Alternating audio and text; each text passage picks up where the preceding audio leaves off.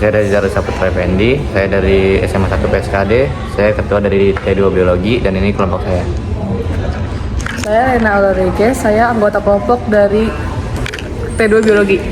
Saya Paulinka Dimade, anggota kelompok T2 Biologi. Saya Teresa Verta Putri, salah satu anggota kelompok dari T2 Biologi. Saya Jasmina Anabigail dari kelompok T2 Biologi kelompok 1.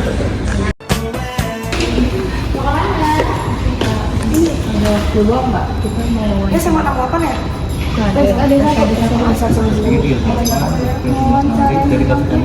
Tentang virus ya. Kalau sama dokter aja boleh nggak? boleh. Sama dokter aja ya. Iya.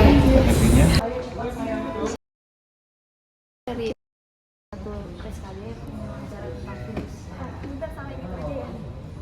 Dari SMA PSKD, saya ingin mewawancarai Dan Dr. Max dari Rumah Sakit St. Carolus. Polio. Oh, Poliana. Jadi pertanyaan yang pertama nih, saya izin menanyakan apa langkah-langkah pencegahan rumah sakit yang diterapkan oleh rumah sakit ini untuk mencegah penyebaran virus? Oke, baik. Kalau untuk pencegahan virus sendiri, pertama kita harus memperlakukan perilaku hidup dan bersih dan sehat. Salah satunya adalah tentu mencuci tangan.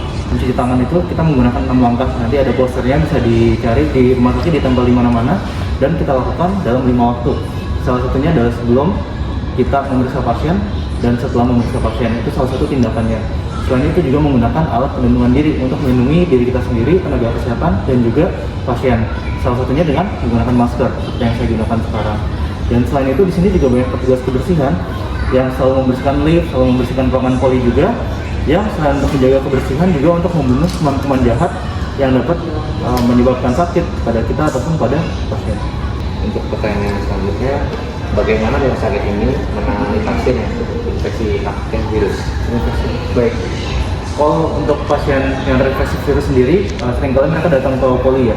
Biasanya keluhannya karena demam, dan virus itu ada banyak sekali macamnya. Ada yang menyebabkan sakit tenggorokan, ada yang bikin rom-rom di kulit. Pada umumnya, virus itu kita berikan obat penurun demam jika emang pasiennya mengalami demam terus-menerus. Dan selain itu kita berikan suplemen untuk meningkatkan imunitas pasien seperti suplemen vitamin D dan sebagainya. Jika memerlukan obat antivirus, maka kita akan berikan obat antivirus juga. Tetapi ada juga, dan untungnya virus-virus kebanyakan pasien yang datang ke sini yang terinfeksi virus itu terinfeksi virus yang bersifat self-limiting atau membatasi diri sendiri. Jadi dengan istirahat dan dengan waktu, virusnya akan sembuh sendiri. Yang ketiga, berapa siap rumah sakit ini dalam menghadapi potensi lonjakan kasus? Oke. Kita tentu sangat siap. Rumah sakit St. Carolus itu merupakan salah satu rumah sakit yang besar, terutama di daerah Salemba di Jakarta Pusat. Di sini tenaga medisnya, sumber daya manusianya juga sangat banyak. Dan di sini juga sudah ada protokol-protokol yang dapat diimplementasikan seandainya terdapat lonjakan kasus atau kejadian luar biasa. Contohnya kemarin ada kasus kejadian luar biasa polio, dan di sini di Rumah Sakit St. Carolus dilakukan pekan imunisasi nasional untuk vaksinasi polio. Pertanyaan selanjutnya ada, apakah rumah sakit ini memiliki kapasitas yang memadai dalam hal tempat tidur, ventilator, dan peralatan medis lainnya untuk menangani pasien virus? Ya, baik. Masih untuk pertanyaannya, tentunya rumah sakit ini sebagai satu rumah sakit yang besar tentu memiliki fasilitas yang memadai untuk menangani pasien yang terinfeksi virus. Kami di sini ada banyak sekali ventilator di ICU. Untuk ruang perawatannya juga banyak. Kami ada ruang perawatan anak di sini di lantai 7, dan itu kapasitasnya cukup besar, bisa muat lebih dari 20 pasien sekaligus. Penanganan pasien yang dicurigai terinfeksi virus sebelum hasil dikonfirmasi. Oh, baik. Untuk pasien yang datang dengan virus sendiri, sebelum kita akan melakukan beberapa pemeriksaan, salah satunya adalah pemeriksaan darah. Jika diperlukan, kita akan melakukan swab seperti yang teman-teman mungkin sudah pernah lakukan juga selama COVID ya. Itu tujuannya adalah untuk mengidentifikasi nih, ini sebenarnya virus apa yang menginfeksi. Nah, sembari menunggu hasil tersebut, kita bisa memberikan obat-obat untuk menangani gejala pasien. Seperti tadi misalnya pasien demam, kita bisa berikan obat penurun demam terlebih dahulu. Pasiennya sakit tenggorokan, kita bisa berikan obat pereda nyeri tenggorokan terlebih dahulu dan sebagainya. Nanti jika hasilnya sudah ada, baru kita menentukan langkah selanjutnya, apakah kita perlu memberikan obat antivirus yang spesifik atau cukup dengan memberikan suplemen dan obat untuk gejalanya saja. Ini pertanyaan yang keenam, apakah ada prosedur khusus yang diterapkan untuk tenaga medis dalam penanganan pasien yang terinfeksi virus? Baik, untuk virus sendiri itu sangat banyak. jenisnya. Ada virus yang ditulari melalui droplet, melalui batuk-batuk. Ada juga virus yang dapat ditulari melalui kontak kulit, seperti yang sekarang lagi banyak ya, yang monkeypox itu. Nah, tergantung virusnya kita akan mengimplementasikan protokol-protokol pelindungan yang sesuai.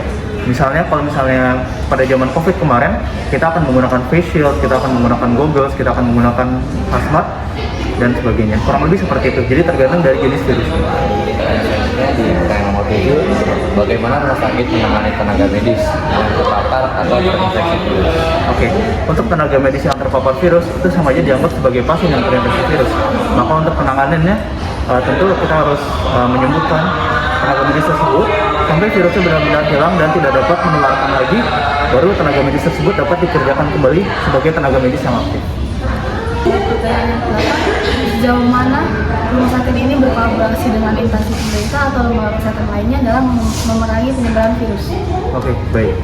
Untuk rumah sakit sendiri, rumah sakit ini merupakan rumah sakit yang bekerja sama dengan instansi pemerintah. Salah satunya adalah dengan puskesmas di daerah tersebut, di puskesmas daerah Salemba, dan juga jika misalnya ada kejadian yang virus, misalnya kejadian luar biasa seperti virus yang seharusnya tidak ada tiba-tiba muncul lagi, maka rumah sakit ini wajib melaporkan kepada dinas kesehatan agar dapat dijadikan laporan dan dapat tindak lanjut dari pemerintah sebagai instruksi untuk rumah sakit ini dan juga untuk rumah sakit yang berada di daerah ini. Bagaimana pandangan Anda mengenai efektivitas vaksin dalam mencegah penyebaran virus? Oke, baik. Ya, jadi sudah beberapa tahun ini, sudah berpuluh-puluh tahun kita memberikan vaksin, dan vaksin itu sudah berlimpah-limpah bukti ilmiahnya bahwa itu sangat bermanfaat untuk mencegah, bukan untuk mencegah infeksi, tetapi untuk mencegah terinfeksi virus. Jadi walaupun virus itu masuk ke dalam tubuh kita sudah cukup kuat, sudah memiliki imunitas yang memadai untuk melawan virus tersebut, sehingga virusnya akan mati dan tidak menyebabkan penyakit atau apalagi menularkan kepada orang lain. Jadi imunisasi itu sangat penting dan sudah terbukti, sudah banyak sekali bukti ilmiahnya. Jadi bagi teman-teman yang belum vaksin, yang belum mendapatkan vaksin yang seharusnya teman-teman dapat, jangan lupa dapat ya di puskesmas atau fasilitas kesehatan tertempat. Terakhir ini, atau pesan Anda yang ingin sampaikan kepada masyarakat terkait pencegahan dan penanganan virus? Ya, baik. Virus sendiri seperti bakteri itu ada di mana-mana. Mau kita cuci tangan berapa kali pun, itu virus akan selalu ada di lingkungan kita.